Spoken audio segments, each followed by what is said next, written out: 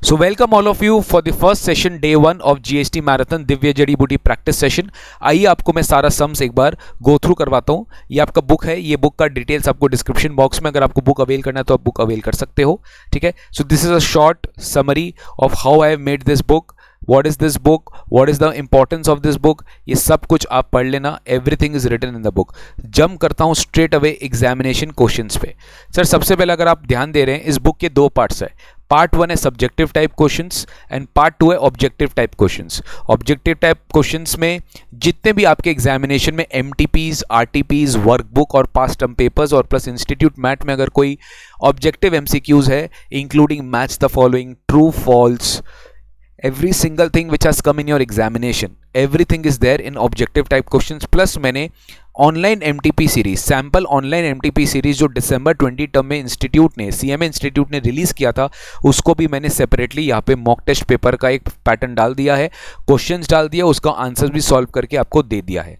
तो अपने को रफली 19 चैप्टर्स है जो पूरे के पूरे सब्जेक्टिव टाइप क्वेश्चंस में आपको मिलेगा, इंक्लूडिंग कस्टम्स। तो overview of GST, supply, reverse charge mechanism, composition scheme, time of supply, value of supply, registrations, exemptions, input tax credit, invoices, payment of tax, returns, computation of GST, place of supply, accounts audit, anti-profiting, TDS TCS। Sir सारा chapters covered है बिल्कुल।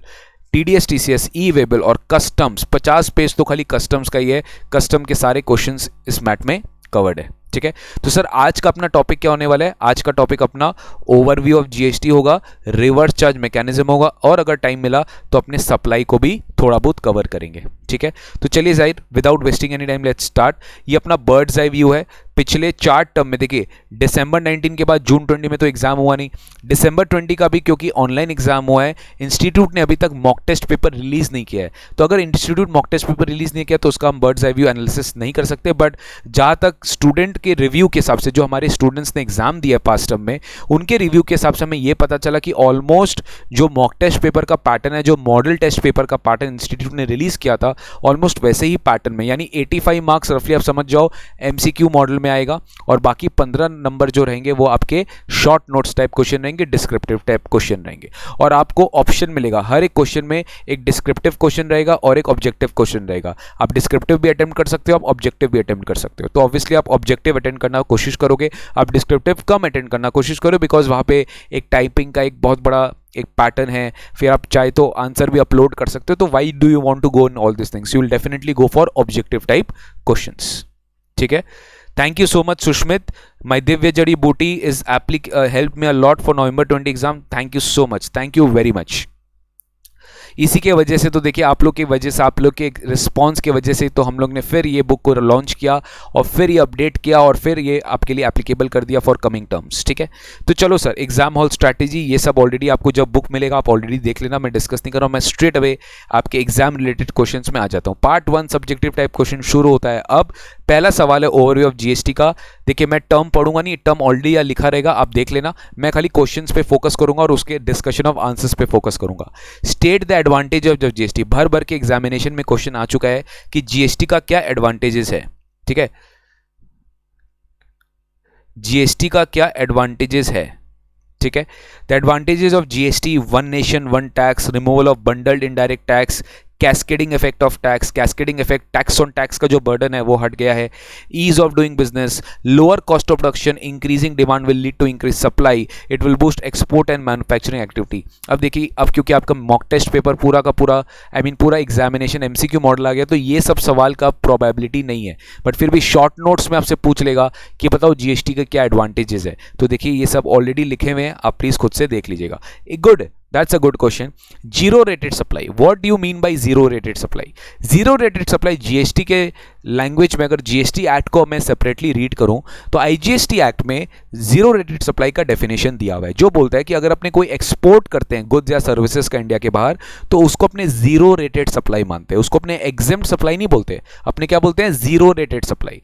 Similarly अगर कोई भी supplier of goods या services SEZ unit में या SEZ developer को किया जा रहा है, तो उसको भी अपने क्या मानते हैं? Zero rated supply. तो क्या ये दो तरह के सप्लाईज होते हैं जो जीरो रेटेड सप्लाई होते हैं। या तो आप एक्सपोर्ट करते हो goods and services outside India, या तो आप एक्सपोर्ट करते हो of goods and services outside India, या तो आप सप्लाई करते हो goods and services to a SEZ unit या डेवलपर। तो ये दोनों अपना क्या होता है, जीरो रेटेड सप्लाई होता है। State the benefits which the country will get from GST, एकदम रिपीटेड क्वेश्चन है, ठीक है। तो रिपीटेड क्वेश्चन गाइस मैं डिस्कस नहीं कर रहा, अननेसेसरली टाइम वेस्ट है।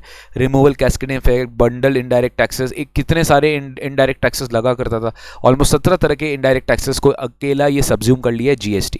Reduction in overall burden of consumer, more competitive products, increase in government revenue, easier administration. Goods and service tax network क्या है, एक बार समझ लो। Goods and service tax state the functions of GSTN।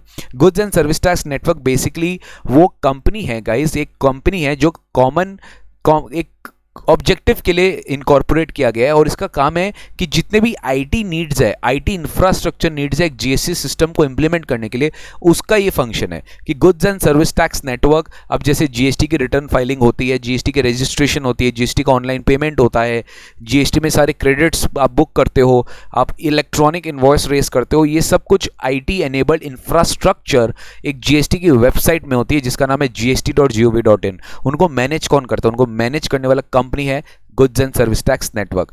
तो functions of GSTN is basically it creates a common and shared IT infrastructure for tax payers which has been assigned to GSTN। GSTN को इसका पूरा responsibility दिया गया है कि वो facilitate कराए कि रजिस्ट्रेशन प्रॉपर्ली फाइल हो सके, एप्लीकेशन रिटर्न्स प्रॉपर्ली फाइल हो सके, टैक्स पेमेंट के लिए जो चालान अपने को चाहिए होता है वो आप प्रॉपर्ली क्रिएट कर सको, IGST का जो पेमेंट होता है, देखिए ये सब आपको एक बार पढ़ के रखना है। अब ये एग्जाम में आने वाला नहीं है, आपको नहीं पूछा जाएगा फंक्शन ऑफ GSTN, बट आपको ये पूछा जा सकता है ऑब्जेक्टिव में कि इसमें से बताओ कि GSTN का फंक्शंस क्या नहीं है। तो मुझे बताओ, अगर आपको GSTN का फंक्शंस नहीं पता रहेगा, how will you be able to answer it. तो ऐसा मत सोचना कि सर अब तो हमारा MCQ हो गया, अब तो ये सब क्वेश्चन थ्योरेटिकल क्वेश्चन आने का नहीं है, बिल्कुल गलत सोच रहे हो अगर आप ऐसा सोच रहे हो तो फंक्शंस ऑफ GSTN क्या है, रजिस्ट्रेशन एप्लीकेशन फाइल करवाना, रिटर्न्स फाइल कराना, टैक्स पेमेंट के लिए जो चालान यूज किया जाता है उसको क्रिएट करना, सेटलमेंट ऑफ IGST पेमेंट। जैसे सर आपको याद होगा कि अगर IGST का इनपुट अपने यूज करते हैं टू पे आर आउटपुट CGST, तो in that case fund settlement करना पड़ता है, यानी सेंट्रल गवर्नमेंट स्टेट गवर्नमेंट को भी पैसा देता है, स्टेट गवर्नमेंट सेंट्रल गवर्नमेंट को भी ट्रांसफर करता है। तो ये सब कौन करता है, ये सब कौन फैसिलिटेट कराता है, इसका काम है GSTN का। Generation of business intelligence and analytics. अब जैसे आप देखते होंगे हर मंथ गवर्नमेंट बता पाता है कि देखो इस मंथ इतना रेवेन्यू GST का कलेक्ट हुआ है, इतना IGST, इतना CGST, इतना SGST। तो ये सब फिगर्स कैसे पता चलता है, ये सब कैसे डेटा एनालिटिक्स पता चलता है, सब GSTN के हेल्प के बेसिस पे पता चलता है, ठीक है।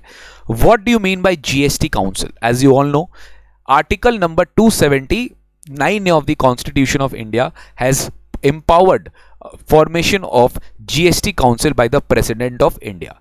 तो प्रेसिडेंट ने GST काउंसिल कॉन्स्टिट्यूट किया था 15 सितंबर 2016 को। GST council shall consist of union finance minister, उसके जो चेयरपर्सन कौन है, union finance minister as a chairperson, union minister of the state in charge as a member, state finance minister और any other nominated minister by every state will be also comprising as a member of GST council, ठीक है।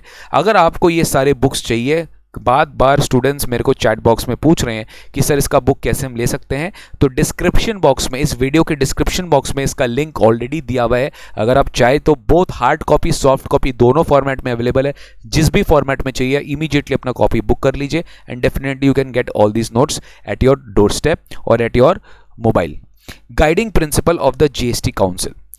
GST council mechanism ensure करता है harmonisation on different aspects of GST between the centre and the states. अब क्या होता है कि GST एक बोथ सेंट्रल एंड स्टेट का मैटर है, सेंट्रल GST भी लगता है, स्टेट GST भी लगता है, दोनों तरह के GST लगते हैं। नो इन दैट केस अब आपको एक कॉमन जॉइंट फोरम बनाना पड़ेगा जहां पे दोनों का आपस में कोऑर्डिनेशन बैठ सके। तो GST काउंसिल को हार्मोनाइजेशन करने के लिए कि हार्मोनाइज हो सके सेंटर और स्टेट आपस में, तो in that case GST council का कंसेप्चुअल अंडरस्टैंडिंग GST काउंसिल का इंट्रोडक्शन किया गया एंड वो article number 279A of the constitution से एम्पावर्ड है। It has been provided in the constitution amendment act that the GST council in its discharge of various functions shall be guided by the need for harmonised structure of GST and for the development of a harmonised national market for goods and services, ठीक है। Yes it's an NPO, GSTN is not profit oriented organization, it's a NPO. Functions of GST Council. GST Council is to make recommendations to the central government and the state government. GST Council का काम क्या है? वो recommend करता है. Very very important, ये ध्यान रखना. GST Council क्या करता है? recommend करता है. कभी भी GST Council लॉ नहीं बना सकता है. GST Council हमेशा recommend करता है. किसको recommend करता है? recommend करता है कि देखो ये लॉज बनने चाहिए, तो उसको अल्टीमेटली पार्लियामेंट में पास किया जाता है अगर वो लॉ अमेंडमेंट रिलेटेड चीज है. वरना लॉ रिलेटेड अमेंडमेंट नहीं है, कोई नोटिफिकेशन लाना है तो सेंट्रल गवर्नमेंट उसे नोटिफाई करती है सेपरेटली. बट जीएसटी काउंसिल का पावर खाली रिकमेंडेशन है और कुछ नहीं है. वो रिकमेंड क्या क्या चीज पे करती है, एमसीक्यू में पूछा जा सकता है. वो टैक्स रेट्स हुआ, जीएसटी में एग्जेम्पशंस हुआ, कि जीएसटी में कौन से चीज के लिए क्या थ्रेशोल्ड लिमिट होना चाहिए. जैसे एग्जांपल, अगर आप जीएसटी में रजिस्टर होना चाहते हो तो आपको एक थ्रेशोल्ड लिमिट आपके ऊपर एप्लीकेबल होता है. अगर आप जीएसटी में रजिस्ट्रेशन होना चाहते हो तो इस लिमिट के ऊपर अगर आपका टर्नओवर जाएगा, यानी 20 लाख या 40 लाख या 10 लाख, व्हाटएवर द केस में भी, आपको जीएसटी में रजिस्ट्रेशन लेना पड़ेगा. तो sir tax rates, exemptions, threshold limits, in fact dispute resolution, कोई भी अगर डिस्प्यूट है तो उसका अपील प्रोसेस क्या होगा, उसका ऑर्डर प्रोसेस क्या होगा, how will it be resolve, उसका भी रिकमेंडेशन जीएसटी काउंसिल करता है. Definitely various legislation including rules and notification सब जीएसटी काउंसिल ही रिकमेंड करता है. जीएसटी के एडवांटेजेस अपने ऑलरेडी पढ़ चुके हैं. अच्छा, why GST called a destination based tax, ये बहुत इंपॉर्टेंट लॉजिकल सवाल है जो आरटीपी दिसंबर 18 में इंस्टीट्यूट ने अपना क्वेश्चन में डाला था कि बताओ जीएसटी डेस्टिनेशन बेस्ड टैक्स क्यों है. सबसे पहले आप ये समझो, ओरिजिन बेस्ड टैक्स वो होता है जहां पे आपका गुड्स प्रोड्यूस होता है, उस स्टेट को टैक्स मिलता है. जिस गुड्स जहां प्रोड्यूस होता है उस गुड्स के ऊपर टैक्स उस ओरिजिन स्टेट को मिलता है. बट डेस्टिनेशन बेस्ड टैक्स जहां पे गुड्स कंज्यूम होता है, बेसिकली बाइंग स्टेट, वहीं पे टैक्स मिलता है. तो destination based tax is one in which goods and services where it is consumed tax will be applicable there.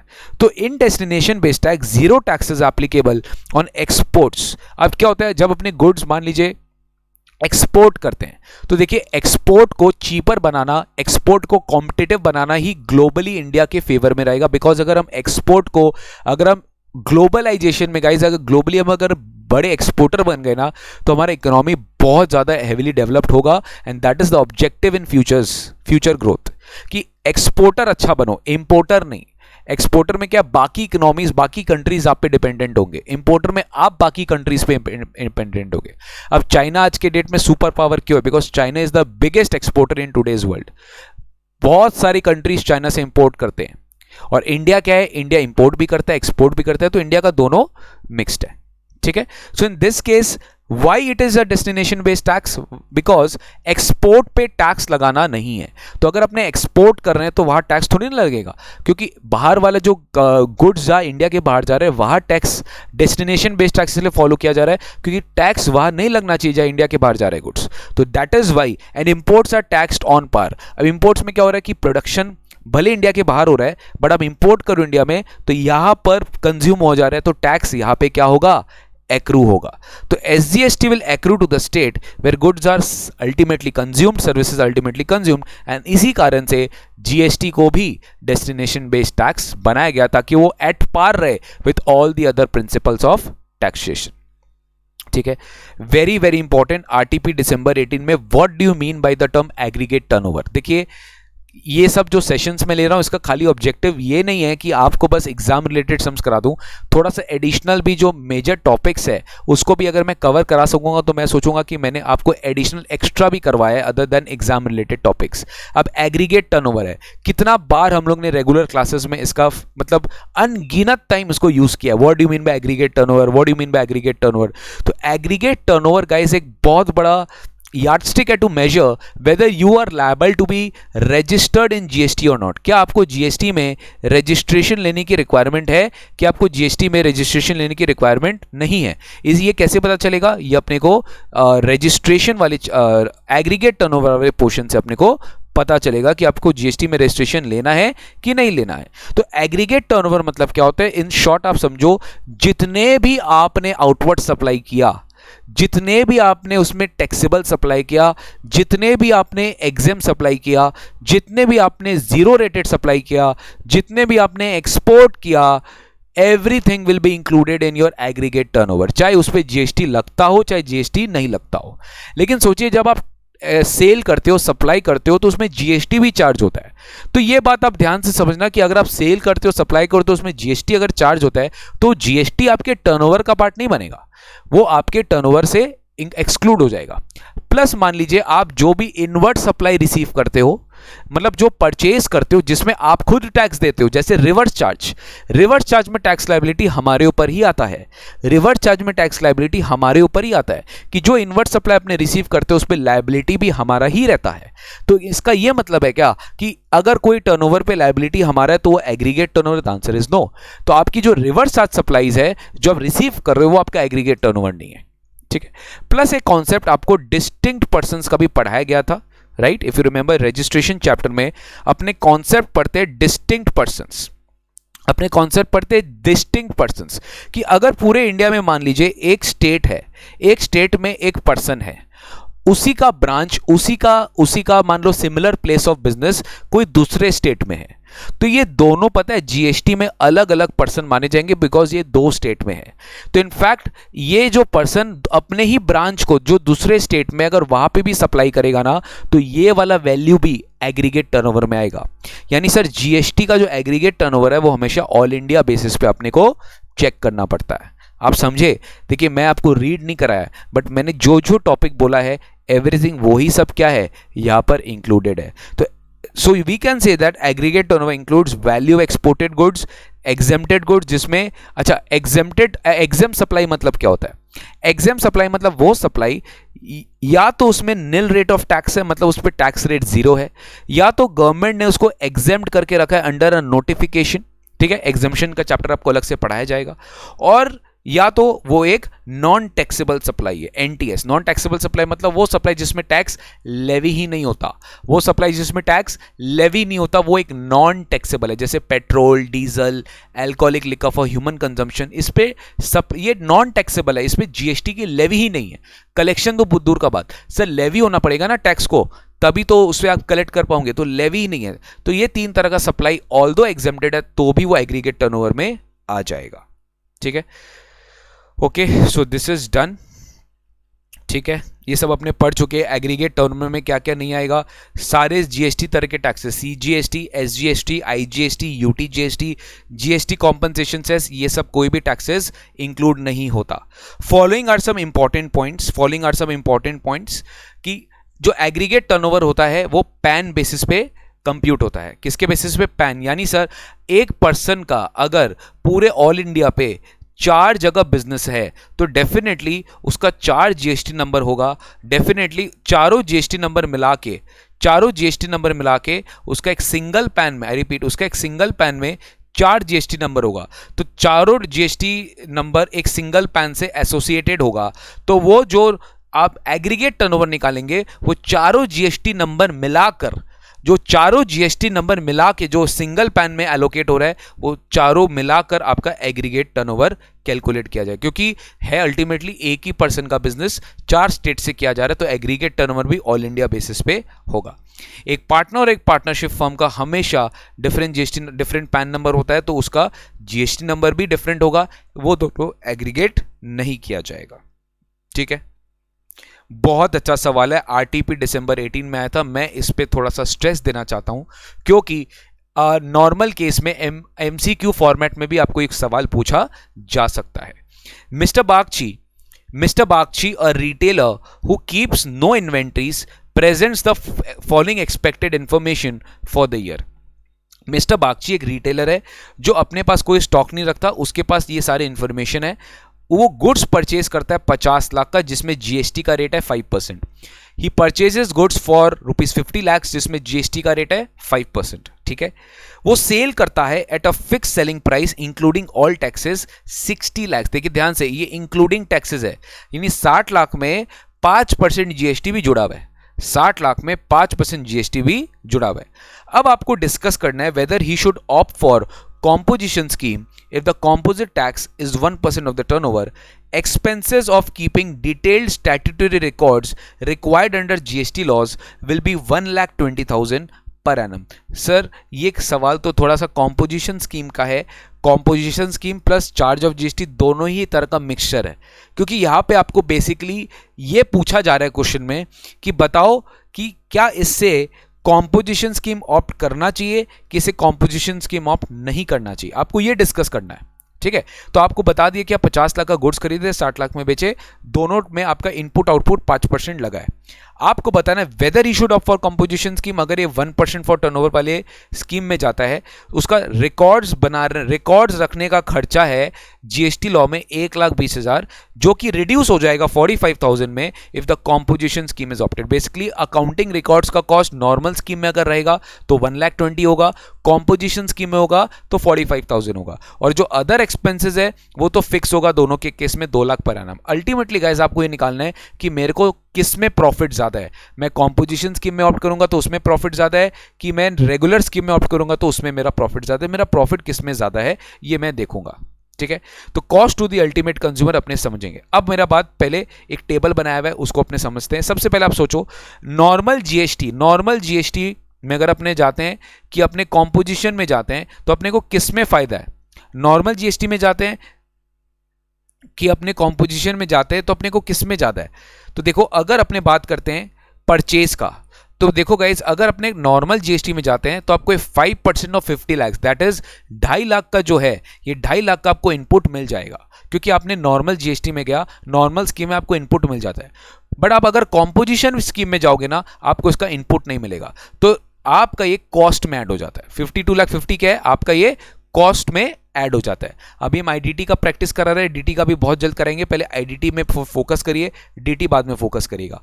Cost of goods sold in this case normal GST में, normal scheme में 50 लाख है, और क्योंकि आपको input नहीं मिलेगा तो GST में आपका देखिए क्या हो गया, 50 लाख में आपने 5% ऐड कर दिया which is coming to 2.5 lakh, तो 2.5 lakh plus 50 lakh gives you 52.5 lakh. ठीक है, अब आप देखो सेल्स आप कितना में कर रहे हो, उसके पहले आपको देखना पड़ेगा कॉस्ट ऑफ रिकॉर्ड्स। 1,20,000 तो आपका नॉर्मल स्कीम में और 45,000 ये हो जाएगा अगर आप कॉम्पोजिशन स्कीम में जाते हो। नॉर्मल एक्सपेंस दोनों में सेम लगेगा आपका, चाहे आप कॉम्पोजिशन में रहे चाहे आप किस में रहिए, चाहे आप नॉर्मल स्कीम में रहिए। तो अल्टीमेटली आपका टोटल कॉस्ट निकल गया। आपका टोटल कॉस्ट कितना आ रहा है, नॉर्मल जीएसटी स्कीम में 50 lakh plus 1,20,000 plus 2 lakh gives you 53,20,000, और कॉम्पोजिशन स्कीम में आपका सम टोटल कॉस्ट का रहा है 54,95,000। ठीक है, यस डेली मैं आऊंगा, डेली आपके साथ कराऊंगा, ओके ट्राई करूंगा डेली आने का, लेकिन टाइमिंग यही रहेगा हमारा 9:30। टोटल कॉस्ट 53,20,000 और इसमें 54,95,000।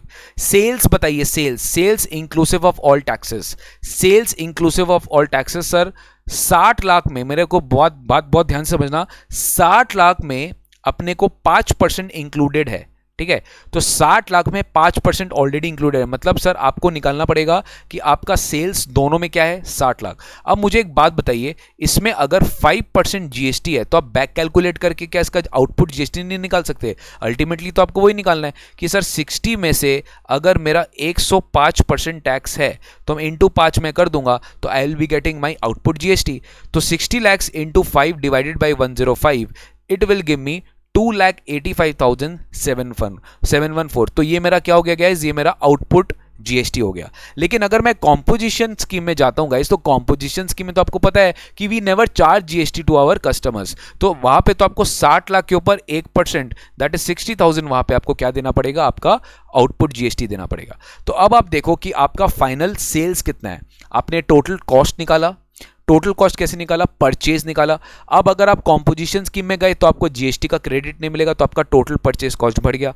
अगर आप कॉम्पोजिशन स्कीम में नहीं गए, आप नॉर्मल स्कीम में गए तो आपका इनपुट टैक्स क्रेडिट आपको मिलेगा, तो आपका परचेज कॉस्ट कम हो गया। कॉम्पोजिशन में आपका परचेज कॉस्ट ज्यादा हो गया। इधर आपने सेल्स में आपका टैक्स ऑलरेडी 5% इंक्लूडेड है नॉर्मल स्कीम में, तो आप बैक कैलकुलेट करके आउटपुट टैक्स निकाल लिए 2,85,714 दैट इज 2,85,714। लेकिन वही अगर आप कंपोजिशन स्कीम में गए तो आप सीधा 1% देखिए 60,000 टैक्स निकाले। तो ऐसे देखा जाए तो आपका आउटपुट टैक्स नॉर्मल स्कीम में ज्यादा है, बट नॉर्मल स्कीम में बेनिफिट भी तो ज्यादा है। आपको input tax credit flat 2.5 lakh का मिल रहा है, आपका 2.5 लाख से कॉस्ट कम हो गया। आपका 2.5 लाख से कॉस्ट कम हो गया क्योंकि गवर्नमेंट आपको उस परचेज का क्रेडिट दे रहा है, बट कंपोजिशन स्कीम आपको क्रेडिट नहीं दे रहा है। कंपोजिशन स्कीम में क्या कर रहा है, आपका सेल्स पे जो टैक्स कलेक्ट करवा रहा है वो कम करवा रहा है, बट नॉर्मल स्कीम में उससे ज्यादा करवा रहा है। तो यही पे तो आपको नेट देखना है कि सर मेरा सेल्स कितना हुआ, 60 लाख में से 2,85,714 रुपया 285,714 तो मैंने गवर्नमेंट को दे दिया, उसमें से मेरा कितना सेल्स बचा, net sales that is 57,14,286। Similarly 60 lakh में से आप जो बेचे, आप 60,000 तो गवर्नमेंट को दे दिए, तो यहां पे आपका नेट सेल कितना बचता, 59,40,000। बस अब आप क्या करोगे, प्रॉफिट निकालोगे कि आपका टोटल खर्चा कितना है। नॉर्मल स्कीम में 53,20,000, आपका टोटल खर्चा देखिए 54,95,000 ज्यादा है in case of composition scheme, but sale price में भी उतना ही फर्क है, आपका सेल वैल्यू ज्यादा बच रहा है, ज्यादा आपका सेल वैल्यू है किसमें, कॉम्पोजिशन स्कीम में। तो आप दोनों का डिफरेंस निकाल लो, अल्टीमेटली आपका फायदा थोड़ा ज्यादा किसमें होने वाला है, कॉम्पोजिशन स्कीम में होने वाला है। आपका कॉम्पोजिशन स्कीम में फायदा होने वाला है क्योंकि आपका प्रॉफिट कॉम्पोजिशन स्कीम में ज्यादा आने वाला है। तो गाइस ये बहुत अच्छा सवाल था, आपको बेसिकली कॉस्ट निकालना था टोटल, उसके बाद सेल्स निकालना था, नेट सेल्स निकालना था क्योंकि जीएसटी माइनस जाएगा, अल्टीमेटली सेल्स माइनस जो कॉस्ट आ रहा है that will be your profit. दोनों सिचुएशन में आपको कंपेयर करना था, जो भी प्रॉफिट ज्यादा सिचुएशन है उसमें आप ऑप्ट करने वाले हो, उसमें आप ऑप्ट करने वाले हो। ठीक है, तो ये अच्छा सवाल था। ओके, तो जो रेलेवेंट क्वेश्चन है वो मैं आपको करवा रहा हूं, बाद बाकी वो आप घर पे करना। ठीक है, okay, what do you mean by deemed interstate supplies as per section 7(5) of IGST act. तो गाइज आईजीएसटी एक्ट सबसे पहले ये डिफाइन करता है कि इंटरस्टेट सप्लाई क्या होगा, इंटरस्टेट सप्लाई क्या होगा। तो इंटरस्टेट सप्लाई में कुछ डीमिंग फिक्शंस है कि जैसे एक हो गया आपका लोकेशन ऑफ सप्लायर अगर इंडिया है और प्लेस ऑफ सप्लाई अगर इंडिया के बाहर है, तो डेफिनेटली वो भी एक तरीके का क्या है, इंटरस्टेट सप्लाई, यानी एक तरह से एक्सपोर्ट। सप्लायर इंडिया में है, प्लेस ऑफ सप्लाई इंडिया के बाहर है, तो उसको अपने क्या बोलते हैं, एक्सपोर्ट। एक्सपोर्ट भी क्या है, एक्सपोर्ट भी क्या है, is an interstate supply. Similarly अगर आप किसी SEZ unit by SEZ developer और टू SEZ डेवलपर, कोई भी तरीके से अगर SEZ यूनिट हमें सप्लाई करे, हमें मतलब नॉर्मल बिजनेस यूनिट्स को सप्लाई करे तो भी इंटरस्टेट होगा, या हम अगर SEZ को सप्लाई करें तो भी इंटरस्टेट होगा। ठीक है, तो ये सब आप जानकर रखिए कि क्या तरह से आपका इंटरस्टेट सप्लाई हो सकता है। Differentiate between DT and IDT, I don't think so मेरे को ये सब बताना है अब, राइट। ये सब अब एग्जामिनेशन का कोई रेलिवेंस रहा नहीं है, लेकिन यस आपको पढ़ना पड़ेगा, एग्जामिनेशन में शॉर्ट क्वेश्चंस में आ सकता है, and this are very basics, so I am not stressing upon this. ठीक है, write a short note and taxable event in GST, very important question for examination. ऐसा एग्जाम्स में क्वेश्चन आता है, ये मॉक टेस्ट पेपर December 18 के term पे आया था कि बताओ टैक्सेबल इवेंट अंडर जीएसटी का शॉर्ट नोट देके बताओ कि what is the short note. Taxable event under GST एक तरह का क्या है, सप्लाई ऑफ गुड्स और services, it means no supply no GST. Basically GST का पूरा टैक्सेबल इवेंट क्या है, सप्लाई। अगर सप्लाई नहीं है तो जीएसटी भी नहीं होगा। अब सप्लाई को इंक्लूसिवली डिफाइन किया गया, उसका कोई एग्जॉस्टिंग मीनिंग नहीं है। What do you mean bye supply, supply can be understand basically 6 parameters है इसका, ये 6 कैरेक्टरिस्टिक्स मिला के सप्लाई फॉर्म किया जाता है। तो सबसे पहले सप्लाई होना चाहिए गुड्स एंड सर्विसेज का, गुड्स एंड सर्विसेज छोड़ के अगर कोई सप्लाई हो रहा है तो उस पर जीएसटी नहीं लगेगा। सप्लाई एक कंसिडरेशन पे होना चाहिए, सी। सप्लाई एक बिजनेस के कोर्स में होना चाहिए। Supply should be made by a taxable person. Taxable person अगर सप्लाई नहीं है, because taxable person is a person who is registered और लायबल टू बी रजिस्टर्ड, दोनों में से कोई भी एक होगा, या तो रजिस्टर्ड होगा या तो लायबल टू बी रजिस्टर्ड होगा, उसी को अपने टैक्सेबल पर्सन बोलते हैं। जो सप्लाई होना चाहिए वो एक टैक्सेबल टेरिटरी यानी इंडिया में होना चाहिए, और supply should be a taxable supply, यानी जो सप्लाई पे टैक्स लेवी होता है तभी उस पे जीएसटी लगेगा। लेकिन गाइस कुछ एक्सेप्शंस ऐसे भी हैं। शेड्यूल वन में अगर अपने शेड्यूल 1 याद है आपको, चार एक्टिविटीज याद है आपको, 4 एक्टिविटीज, तो 4 एक्टिविटीज अगर शेड्यूल 1 में फॉल करता है तो वो 4 एक्टिविटी क्या अगर आपको याद है तो सर, पहला है permanent transfer business asset where ITC is availed, अगर वो है विदाउट एनी कंसिडरेशन तो सप्लाई माना जाएगा। दूसरा क्या है, supply of supply of goods by an agent on behalf of a taxable person, अगर एजेंट प्रिंसिपल के बिहाफ में सप्लाई कर रहा है, प्रिंसिपल एजेंट के सप्लाई पे बिहाफ कर रहा है, तो इन दैट केस भी वहां पे मतलब बेसिकली एजेंट अगर प्रिंसिपल के बिहाफ में सप्लाई कर रहा है या एजेंट प्रिंसिपल के बिहाफ में रिसीव कर रहा है, दोनों केस में क्या होगा, सप्लाई मान लिया जाएगा, even if it is without any nil consideration. Supply of goods और service between distinct persons, related persons, वहां पे भी जीएसटी में कवर होगा, इवन विदाउट एनी कंसिडरेशन। इंपोर्ट अगर आपने कर रहे हैं सर्विसेज का फ्रॉम रिलेटेड पर्संस और distinct establishment outside India without any consideration, तो भी यहां पर जीएसटी एप्लीकेबल हो जाएगा, सप्लाई माना जाएगा। तो कुछ कुछ ट्रांजैक्शंस ऐसे होते हैं कि विदाउट एनी कंसिडरेशन होगा तो भी वो डीम टू बी सप्लाई माना जाएगा, राइट। और बिजनेस के कोर्स में जरूरी नहीं है कि सारे ट्रांजैक्शंस बिजनेस के कोर्स में होंगे तो ही जीएसटी लगेगा। सर अपने सेक्शन 7 में सप्लाई पढ़े थे, 7(1)(b) में, इफ यू रिमेंबर 7(1)(b) में अपने सप्लाई पढ़े थे, जहां पे इंपोर्ट ऑफ सर्विसेज वेदर और not in the course of furtherance of business but for a consideration it will be deemed to be a supply. तो चाहे वो बिजनेस के कोर्स में हो या ना हो तो भी उस पर जीएसटी लग जाता है, तो भी उसमें जीएसटी लग जाता है। तो कुछ कुछ एक्सेप्शंस जनरली है। फीचर्स ऑफ जीएसटी ऑलरेडी पढ़ चुके हैं। What are the commodities proposed to be kept outside the ambit of GST? ये तो मैंने आपको बहुत बार पढ़ा है। पीडी पैन मतलब petrol, diesel, petroleum crude, aviation turbine, natural gas, इसको टेम्परली जीएसटी के एम्बिट से बाहर रखा गया, सेक्शन नंबर 9(2). और alcoholic liquor for human consumption, alcoholic liquor for human consumption को सेक्शन 9(1) के परव्यू से, चार्ट से ही क्या कर दिया गया है, बाहर कर दिया गया है। यानी alcoholic liquor for human consumption पे जीएसटी नहीं लगने वाला, ठीक है। तो गाइज ये सब अपने को पता है। सीलियंट फीचर्स ऑफ जीएसटी, ये सब आपके मतलब एक होता है ना रिवीजन के लिए, आप एक बार रिवीजन पर्पस के लिए सब इस पर प्लीज देख लीजिएगा, ठीक है। Sir where can I purchase this book, sir can you help me please. देखो डिस्क्रिप्शन बॉक्स में सब कुछ दिया हुआ है, डिस्क्रिप्शन बॉक्स में सब कुछ दिया हुआ है। इस वीडियो के डिस्क्रिप्शन बॉक्स में आप देख लो, आप आराम से बुक परचेज कर सकते हो। हार्ड कॉपी, सॉफ्ट कॉपी दोनों फॉर्मेट में मेंशन्ड है।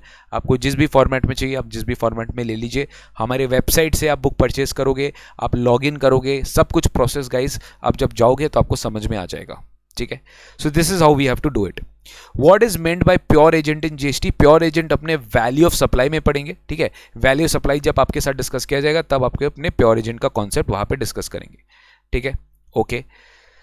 तो गाइज ओवरव्यू में बेसिकली बहुत एक होते हैं ना कि बेसिक लेवल के सवाल है जो एक बेसिक कॉन्सेप्ट्स कवर करता है। इसमें से डायरेक्ट क्वेश्चन आने का संभावना कम है, but yes anything can be, because देखिए कंसेप्ट अगर आपका बेसिक कॉन्सेप्ट ही वीक होगा, how will you able to do your sums in future. Write a short note on the concept of distinct person under GST. तो guys यहाँ पे इसमें याद रखना, यहाँ पे इसमें ध्यान रखना प्लीज। यहां पर अपने सेक्शन 25 प्रोसीजर ऑफ रजिस्ट्रेशन बोल के एक सेक्शन है, वहां पे बात की गई है कि दो केसेस में डिस्टिंक्ट पर्सन होता है। जैसे कि अगर एक पर्सन जीएसटी में रजिस्टर्ड है, एक पर्सन जीएसटी में रजिस्टर्ड है एक ही स्टेट में, राइट। एक पर्सन अगर जीएसटी में रजिस्टर्ड है एक ही स्टेट में, तो अगर वो किसी दूसरे स्टेट से अगर बिजनेस करता है, ठीक है, तो उसको उस स्टेट में भी रजिस्टर होना पड़ेगा और ये दोनों फिर अलग अलग पर्सन माने जाएंगे। मतलब भले वो एक पर्सन एक स्टेट में बिजनेस कर रहा है, वो एक पर्सन दूसरे स्टेट से भी बिजनेस कर रहा है, वो ही एक पर्सन है, तो दोनों डिस्टिंक्ट पर्सन माने जाएंगे। और एक केस, सर एक पर्सन अगर अपने स्टेट में रजिस्टर्ड है और दूसरे स्टेट में वो रजिस्टर्ड नहीं है बट दूसरे स्टेट में उसका एक ऑफिस है जहां से वो बिजनेस करता है, तो ये भी मान लिया जाएगा कि वो दोनों जो है स्टेट के अलग अलग, वो दोनों डिस्टिंक्ट पर्सन है, वो दोनों क्या है, डिस्टिंक्ट पर्सन है। या फिर वो ऐसा भी हो सकता है कि एक पर्सन एक स्टेट में रजिस्टर्ड है, वो पर्सन उसी स्टेट में दूसरा रजिस्ट्रेशन भी होल्ड करके रखा है या दूसरा स्टेट में भी रजिस्ट्रेशन होल्ड करके रखा है, वो सब आपस में क्या मान लिए जाएंगे, डिस्टिंक्ट पर्सन। यानी सर उसमें भी जीएसटी लग सकता है। मतलब एक आप ही का एक ऑफिस, आपका दूसरा स्टेट में एक ऑफिस है, दोनों आपस में अगर कुछ भी डीलिंग किए, कुछ भी सप्लाई हुआ, जीएसटी लग जाएगा। इसी को बोलते हैं डिस्टिंक्ट पर्सन, ठीक है, okay sir. Right a short note of GST council June 18, दिसंबर 19, दिसंबर 18, दिसंबर 19, दिसंबर 19 के टर्म एग्जाम पेपर में आ गया था। Right a short note on GST council. Sir ये सब रिपीटेड तरह के सवाल है। What is GST, what are its advantages, right a short note on business under GST law. आपके एग्जामिनेशन में सवाल पूछा जा सकता है। आपको ये सब पता होना चाहिए कि हाँ any trade, commerce, manufacture, profession, vocation, कोई भी ट्रांजैक्शन जो एक्टिविटी जो इसके साथ एंसिलरी या इंसिडेंटल है वो भी क्या होगा, बिजनेस होगा। सर कभी भी आप फ्रीक्वेंसी नहीं देखते, रेगुलरिटी चेक नहीं करते, whether there is a volume और not, whether there is frequency, continuity, regularity हो या ना हो, तो भी अगर कोई activity in the nature of trade, profession, vocation, commerce, manufacture, profession, ये सब हो रहा है तो सब क्या है, बिजनेस है, ठीक है। तो ये सब गाइज अपने को थोड़ा सा बहुत याद रखना है। देखिए बहुत भयंकर वाला क्या बोलते हैं रेपिटेशन से advantage of GST. What are the taxes which is subsumed in GST, ये ध्यान रखना एग्जाम में एमसीक्यू में आ सकता है. सेंट्रल टैक्सेस में मेजर जो टैक्सेस है वो एक्साइज ड्यूटी, वो एडिशनल एक्साइज ड्यूटी, वो सर्विस टैक्स और एडिशनल कस्टम ड्यूटी जो कस्टम्स के साथ लगता था, जो एक जिसको अपने सैड भी बुलाते थे, स्पेशल एडिशनल ड्यूटी.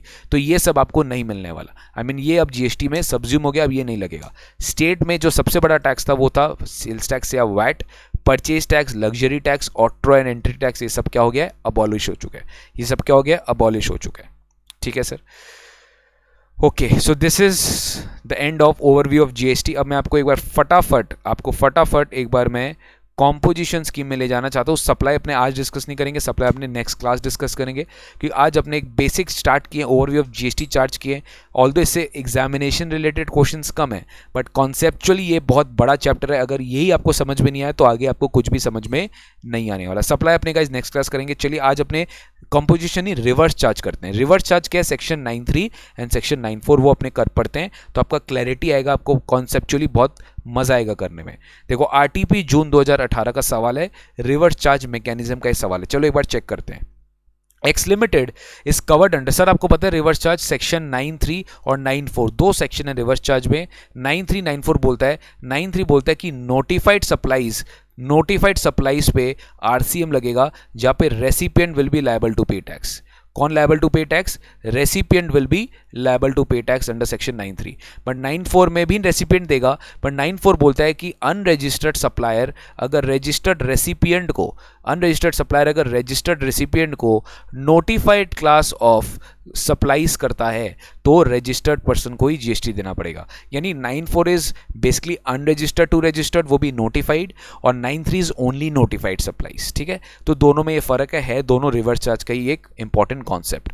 तो आपको एग्जामिनेशन में जनरली पूछा जाता है कि ये रिवर्स चार्ज लगेगा कि नहीं लगेगा, या कहीं ना कहीं एक बड़ा सम का एक कॉन्सेप्ट पार्ट बन जाएगा कि आपको ये रिवर्स चार्ज पता होना चाहिए कि इसमें रिवर्स चार्ज लगेगा. ठीक है. I'll just ask reply all your questions to. मेरे को थोड़ा सा समय दीजिए, मैं सारा चैट पढ़ूंगा. आपका कोई भी सवाल अनआंसर्ड नहीं जाएगा. एक बार मेरे को एक खत्म कराने दीजिए, फिर मैं क्वेश्चंस टेकअप करूंगा. X limited covered under the factories act 1948. Inspector of the factories certified the factories safe for the workers to carry their work and charge government fee of ₹10,000. देखिए, गवर्नमेंट फी मतलब गवर्नमेंट सर्विसेज है. ठीक है, government ने basically आपका एक certificate दिया कि ये factory safe for workers to carry their work. X Limited owned one more factory at another place which is not covered under Factory Act. यहाँ पे Factory Act के अंदर covered नहीं है. However, X obtained safety certificate for the factory from the inspector of factories by paying 15,000 voluntarily. अब guys एक आपको important exemption भी पता होना चाहिए. अब क्या होता है ना, exemptions क्या होता है, जो जीएसटी में एग्जेम्प्टेड है, यानी इस पे जीएसटी नहीं लगता, ये गुड्स एंड सर्विसेज से पूरा टैक्स फ्री है, तो सर उसमें रिवर्स चार्ज भी क्यों लगेगा? रिवर्स चार्ज तो तब लगेगा ना जब वो टैक्सेबल है. अगर वो एग्जेम्प्ट ही है तो उसमें बात ही खत्म. तो पहला वाला जो सर्विस था ना कि फैक्ट्रीज एक्ट के अंदर आपने फैक्ट्री सर्टिफिकेशन दिया तो गवर्नमेंट का वो सर्विस क्या होता है ना, एग्जेम्प्ट होता है, तो रिवर्स चार्ज का बात नहीं आता जहां पे it is required under any law. But second para में इट इज नॉट रिक्वायर्ड, ये वॉलंटरीली करवाया जा रहा है. तो अगर ये रिक्वायर्ड नहीं है तो ये टैक्सेबल होगा, ये एग्जेम्प्ट नहीं होगा. और अगर ये टैक्सेबल होगा क्योंकि गवर्नमेंट एक बिजनेस एंटिटी को सर्विस दे रहा है तो डेफिनेटली ये रिवर्स चार्ज में गिर जाएगा. ये रिवर्स चार्ज में गिर जाएगा. क्यों? क्योंकि गवर्नमेंट ने सर्विस दिया एक बिजनेस एंटिटी को, और अपने पढ़े हैं कि गवर्नमेंट अगर बिजनेस एंटिटी को सर्विस देता है तो in that case GST will be taxable on reverse charge basis. तो देखो रिवर्स चार्ज पे 9% जीएसटी लग जाएगा.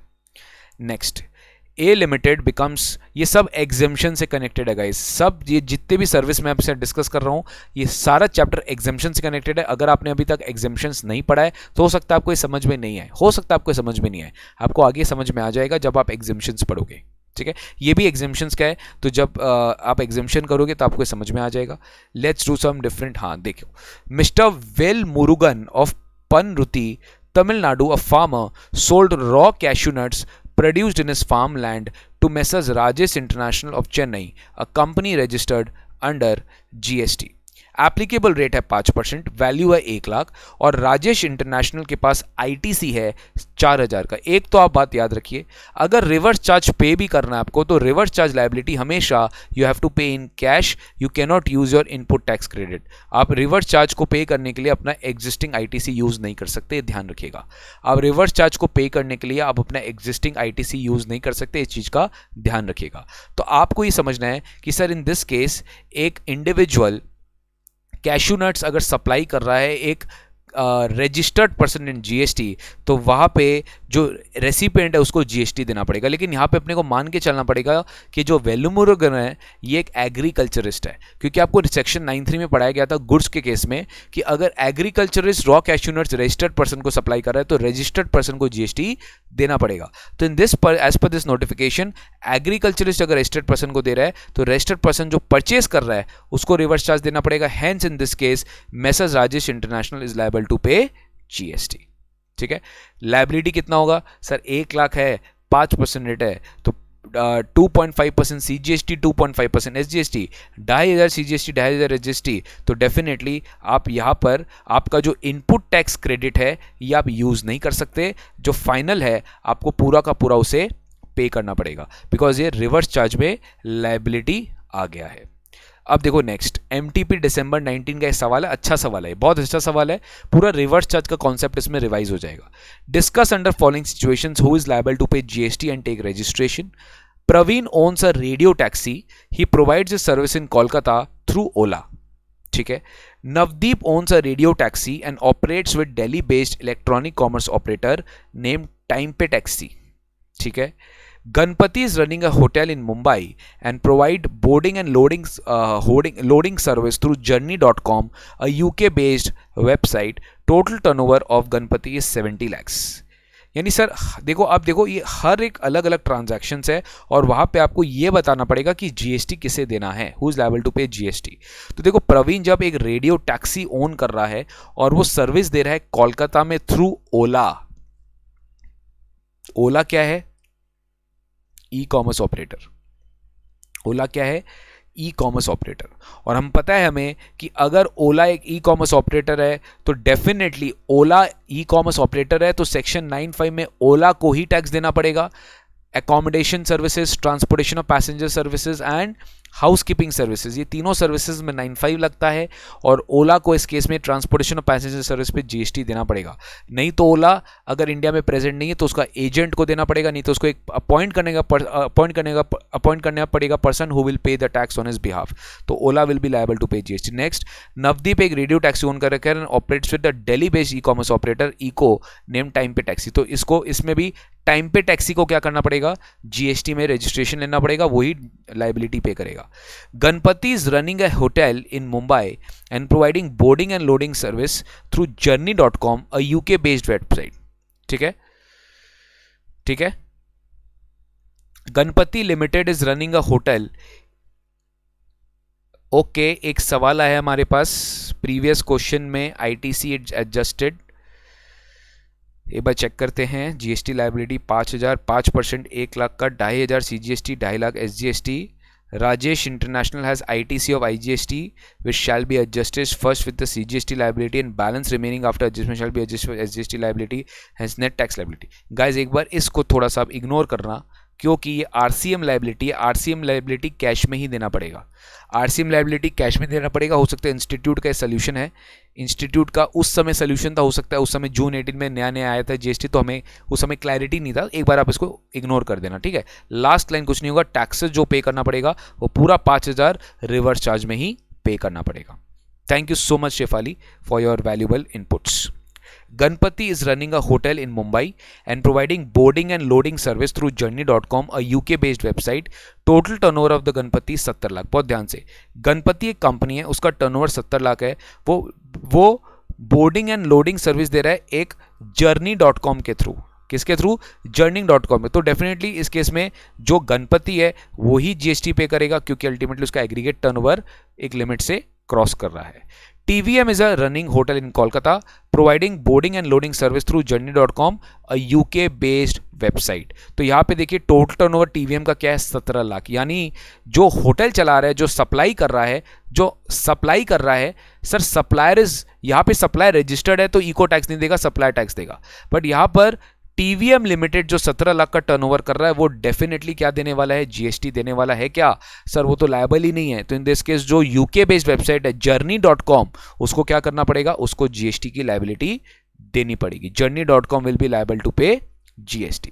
journey.com will be liable to pay GST. Rupesh is a plumber providing housekeeping services through goclean.com, which is a Nepal based website. Turnover Rupesh का कितना है, रुपेश का turnover 15 lakh रुपया है। तो इन दिस केस मुझे बताओ सर, प्लम्बर है, हाउसकीपिंग सर्विस दे रहा है एक इको के थ्रू, और यहाँ पे plumber liable to be registered नहीं है। तो इन दिस केस goclean.com जो है वही बेसिकली पूरा 95 डिस्कस किया गया है। मिस्टर सी एक रिकवरी एजेंट है जो सर्विस दे रहा है पंजाब नेशनल बैंक को। तो याद है, रिकवरी एजेंट अगर बैंकिंग कंपनी को सर्विस देता है तो banking company that is Punjab national bank के ऊपर GST की लायबिलिटी आएगी। Mineral exploration contract for a 18 month is awarded to a Chennai based company in respect of specific sites in Mumbai by local authority. तो guys, local authority, central government, state government जो भी service देता है एक business entity को, तो वहाँ पे GST की लायबिलिटी उस बिजनेस एंटिटी पे आएगी। यानी चेन्नई बेस्ड कंपनी है, उसी के ऊपर GST की लायबिलिटी आएगी। ऐसे अपने रिवर्स चार्ज में पढ़े थे।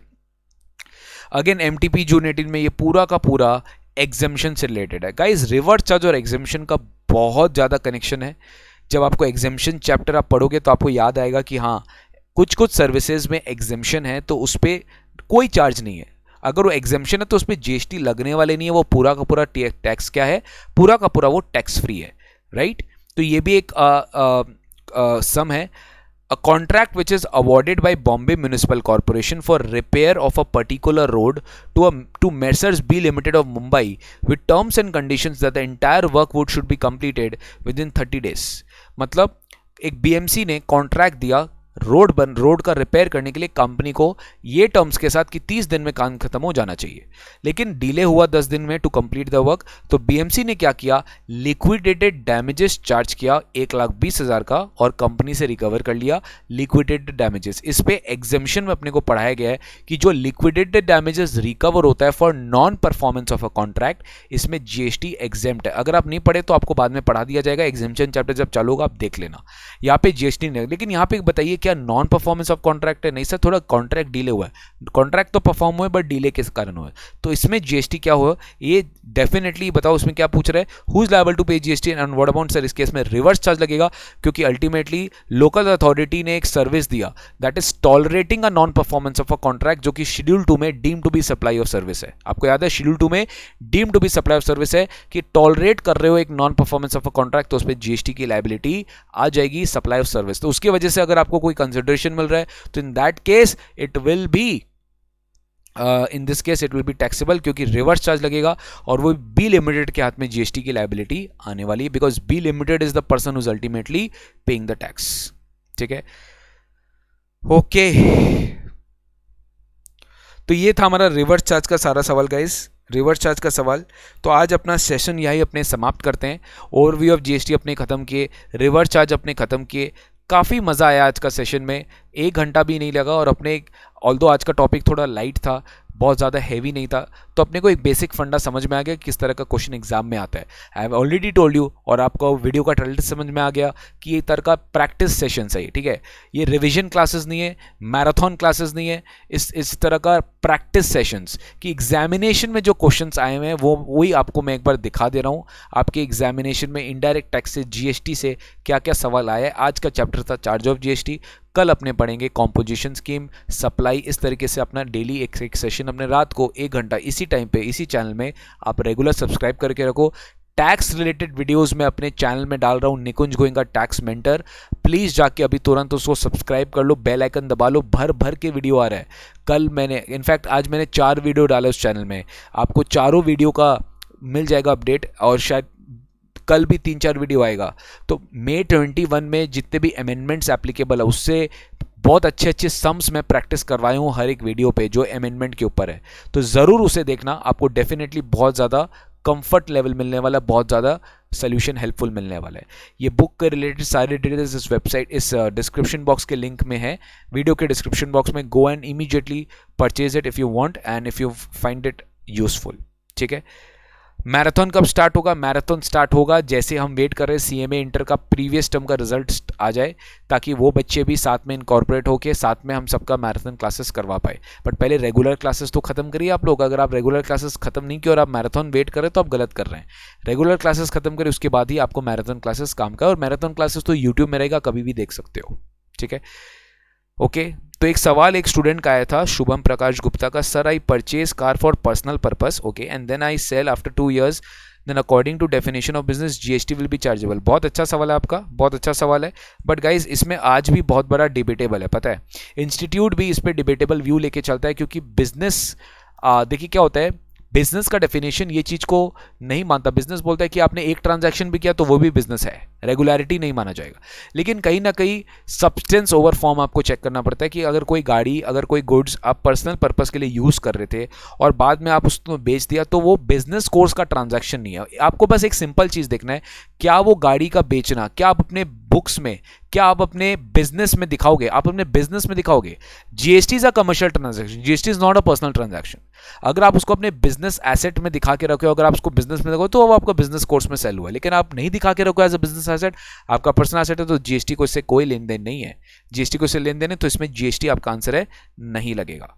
जीएसटी अगर आपका आंसर है, आपको नहीं देना पड़ेगा। ठीक है, तो गाइज बस ध्यान रखो, इस तरह का सेशंस आपके लिए लिया जाएगा रेगुलर बेसिस पे। आपको बस क्लासेस करना है रेगुलरली, चिंता मत करो। एग्जाम में प्रैक्टिस करना है, कि सब प्रैक्टिस। पूरा डीजेबी बुक आपको जो मिला है ना guys, that's a blessing in disguise for you. I think you should follow those classes, follow दो सेशंस रेगुलरली। इससे आपको बहुत ज़्यादा बेनिफिट होने वाला है। और मैं तो आपको रेगुलर क्लासेस दे रहा हूँ। रेगुलर क्लासेस में जो आपको पढ़ाया जा रहा है उसको अच्छे से पढ़ो, उस पर कोई भी तरीके से कॉम्प्रोमाइज़ मत करना, ठीक है ना।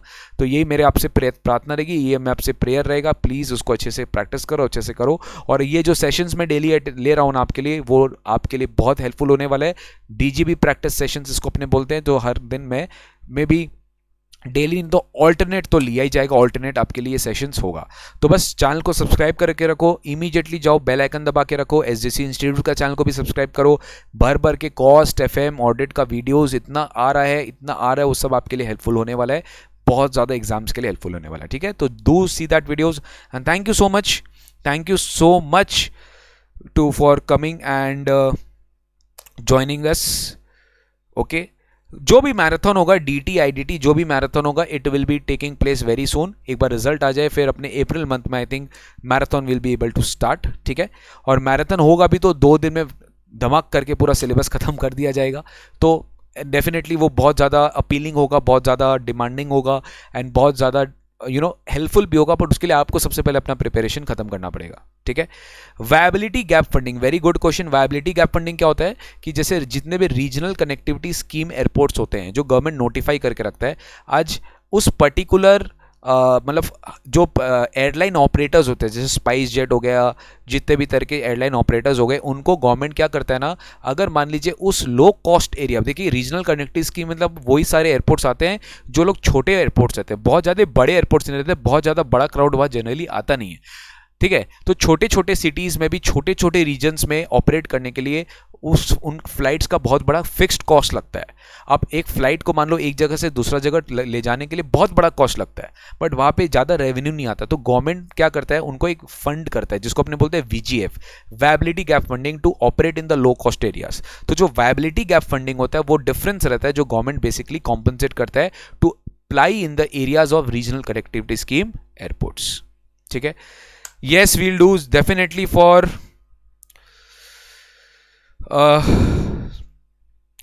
CMA final GST students also जरूर करेंगे हम, टेंशन मत लो। Thank you Mansi. Sir, what if person is making transaction with his own branch which is in another state? When will it come under compositions? Then it will come under composition scheme और नहीं नहीं नहीं, composition scheme में interstate allowed ही नहीं है। आप अगर अपने ही ब्रांच के साथ दूसरे स्टेट में कर रहे हो तो you are doing as good as a supply, because supply के चैप्टर में आपको पढ़ाया गया था डिस्टिंक्ट पर्सन भी होगा तो भी सप्लाई होगा। तो अगर डिस्टिंक्ट पर्सन होगा तो भी सप्लाई होगा तो बात खत्म। डिस्टिंक्ट पर्सन सप्लाई हो इंटरस्टेट किया तो आप कंपोजिशन स्कीम ऑफ नहीं कर सकते, बिकॉज कोई भी तरह का इंटरस्टेट आउटवर्ड सप्लाई अलाउड नहीं है। कोई भी तरह का interstate outward supply guys allowed नहीं है, ध्यान से सुन लेना आप। कोई भी तरह का इंटरस्टेट आउटवर्ड सप्लाई बाहर अलाउड नहीं है। कॉम्पोजिशन स्कीम वाले इंटरस्टेट सप्लाई नहीं कर सकते दोस्त, नहीं कर सकते। Sir what's the time for tomorrow's class? Same time होगा 9:30 फिक्स्ड। आप हमेशा मेरे को 9:30 बजे यहाँ पाएंगे, आप हमेशा रात को 9:30 बजे मेरे को पाएंगे। मैं टाइम चेंज नहीं करूँगा, I will fix this time, because इस टाइम में आप लोग भी शांत रहते हो, आप लोग का भी कोई ज़्यादा फंडा नहीं है। यूट्यूब में भी बहुत ज़्यादा मतलब आराम से आप देखते हो, आराम से शांत वातावरण में 1 घंटा का क्लास बहुत इफेक्टिव होगा रात में आपका, ठीक है ना। तो मैं आपका रेगुलर क्लासेस को डिस्टर्ब नहीं करना चाहता, मैं नहीं चाहता मेरा क्लास बंद करके या किसी टीचर का क्लास बंद करके सब सेशंस करो। ये सब सेशंस वैल्यू एडिंग जरूर है, बट ऑब्वियसली क्लास को तो ये रिप्लेस नहीं कर सकता। क्लास तो क्लास ही है, क्लास में डिटेल में सब बात किया जाता है। यहाँ पे तो डेफिनेटली एक वॉक थ्रू हो जा रहा है, वॉक थ्रू हो जा रहा है कि आपको सारा क्वेश्चन एक बार करा दिया गया। बहुत ज़्यादा आप टेंशन मतलब आराम आराम से रिलैक्स करके पढ़ो, ठीक है। Okay guys, thank you so much so much so much so much, thank you so much guys for today's session. मजा आ गया आज आप लोगों को पढ़ा के। Do meet us regularly. एक नियम बना लो कि सर से मिलना ही मिलना है, जीएसटी पढ़ना है, जीएसटी में अगर अच्छा नंबर लाना है तो 9:30 बजे डेली आने ही आना है। एक नियम बना लो, अगर ये नियम बना लोगे तो आपके लिए बहुत ज़्यादा फायदेमंद होगा, ठीक है। 1 घंटा ही आएंगे, 1 घंटा में जो होगा होगा, फिर अपने नेक्स्ट सेशन में डेफर करेंगे, नेक्स्ट सेशन में पोस्टपोन करेंगे, ठीक है। अरे डीटी का भी करेंगे भाई, आप तो रट्टी लगा दिए, डीटी का भी करेंगे। एक चीज़ पकड़े, एक चीज़ खत्म करने तो डीटी का भी देखा जाता है। Let's see, let's figure out some time. अभी मैं क्लासेस खत्म करने के प्रेशर में हूँ। डीटी का क्लासेस खत्म हो गया ऑलमोस्ट, आईडीटी का क्लासेस चल रहा है, आईडीटी का रिकॉर्डिंग्स चल रहा है। तो जैसे जैसे मेरे पास टाइम मिलेगा मैं डेफिनेटली आपके लिए वो सारे सेशंस भी लूँगा, टेंशन मत लीजिए, ठीक है। Sir my syllabus is not yet completed. जितना सिलेबस आपका खत्म हुआ है उतना करिए, कोई ऐसा ज़रूरी नहीं है। और मैं भी वैसे ही कराऊंगा कि आपका सेशंस खत्म होते रहे तो कराए, डो नॉट वरी। ये सारा जो वीडियोस हम कर रहे हैं, जो जो लाइव क्लासेस हो रहा है, सब रिकॉर्डिंग्स आप देख पाओगे फ्यूचर में भी, हमारे चैनल में रहेगा, हम उसको हटाएंगे नहीं, ठीक है ना। तो आप बाद में भी देख सकते हो, बट जितना जितना क्लास के साथ साथ करते रहो, कोई दिक्कत नहीं है, कोई भी दिक्कत नहीं है। Transfer in own branch without consideration is supply, very good question sir. अगर अगेन आप बार बार एक ही सवाल पूछ रहे हो, शेड्यूल 1 में आपको चेक करना है, अगर वो सप्लाई है तो सप्लाई है, सप्लाई नहीं है तो नहीं है। आप ओन ब्रांच को सप्लाई करना, अगर ओन ब्रांच आप ही के स्टेट में है, ओन ब्रांच अगर अलग से जीएसटी का रजिस्ट्रेशन नहीं लिया तो सप्लाई नहीं है। अगर वो डिस्टिंक्ट पर्सन के कैटेगरी में आ गया कि नहीं वो ओन ब्रांच जो है वो दूसरे स्टेट में है तो सप्लाई है। अगर सेम स्टेट में वो जीएसटी का रजिस्ट्रेशन नहीं लिया तो सप्लाई नहीं है। तो डिपेंड्स अपॉन फर्दर फैक्ट्स, ठीक है। कल कौन सा चैप्टर, कल आप बोलो, कल अपने करेंगे सप्लाई और कॉम्पोजिशन स्कीम। कॉम्पोजिशन स्कीम छोटा सा चैप्टर है, ज़्यादा सवाल है नहीं उसमें से, सप्लाई अपने करेंगे तो सप्लाई कॉम्पोजिशन स्कीम कल होगा, ठीक है। I am definitely going to launch DJB C enter का। मैं आपको सी एंटर स्टूडेंट्स आपके लिए एक इंपॉर्टेंट अनाउंसमेंट, देखिए जनवरी 21 का आपका पेपर अभी अभी रिलीज हुआ है, आई मीन लास्ट मंथ पहले रिलीज हुआ है, ओल्ड सिलेबस न्यू सिलेबस। तो आपका पेपर जो लेटेस्ट जनवरी 21 का ना वो भी अपडेट हो रहा है। तो बोल के सीए स्टूडेंट्स आपका थोड़ा सा समय लग रहा है, but give me just 1 week. 1 week में पूरा का बुक रेडी होने वाला है। आज ही मैंने लास्ट बुक का वेरिफिकेशन किया है और आज ही प्रिंटर के पास वो बुक डिज़ाइनिंग के लिए गया है। वो डिज़ाइन होगा, उसके बाद प्रिंट होगा। 1 वीक हमें प्लीज़ समय दीजिए। 1 वीक के बाद क्या होता है ना, कोई चीज़ जब डायमंड रिलीज़ होता है तो उसमें टाइम लगता है। हर चीज़ रिलीज ऐसे ही कर देंगे तो आपको भी देखिए परेशानी होगी। मैं हर एक सम, हर एक चीज़ चेक कर रहा हूँ, हर एक आंसर चेंज कर रहा हूँ आपके अमेंडमेंट्स के हिसाब से। तो गाइस थोड़ा टाइम लगता है, प्लीज़ थोड़ा सफ़र करिए। आप अपना आराम से सिलेबस ख़त्म करिए। सिलेबस के साथ साथ बाद में डेफिनेटली आपको डीजेबी बुक जो है वो एग्जाम के एनीवेज 1 महीना पहले ही काम आएगा। अभी करके कोई मतलब ही नहीं, जब तक आपका सिलेबस खत्म नहीं हो जाता DJB book is of useless for you. वो तो अभी हम आपको साथ साथ करवा रहे हैं बोल के आपके लिए थोड़ा यूजफुल डीजेबी बुक हो सकता है, ठीक है। मानसी नाइक जब रिलीज होगा टैक्स डीजेबी सी एंटर तब आप खरीद लेना, हम आपको नोटिफाई कर देंगे। हमारे वेबसाइट में वो आ जाएगा sjc.co.in/e-library सेक्शन में आप आराम से देख सकते हो, आराम से परचेस कर सकते हो, कोई दिक्कत नहीं है, ठीक है। Thank you so much, thank you very much guys for coming in today session. बहुत अच्छा लगा आप लोग आए अपना कीमती समय निकाल के। Very soon coming tomorrow for supply chapter. See you, bye bye, take care and God bless you, ठीक है। तो चलिए guys, bye bye, take care, God bless you, bye bye, good night. मिलते हैं कल आपसे वापस से। और हमारे YouTube चैनल को सब्सक्राइब करके रखिए, रेगुलरली वीडियोस आ रहे हैं, भर भर के देखिए, अपने दोस्तों के साथ भी शेयर करिए, बहुत वो सब काम का वीडियोस है, आपको बहुत हेल्पफुल होने वाला है, ठीक है। Sir really your teaching taxation amazing and awesome way, thank you so much Dilip Singh Rathore, thank you Mansi, thank you Nishchal, Mansi, सबको thank you, everyone thank you so much. चलिए bye bye, take care, God bless you.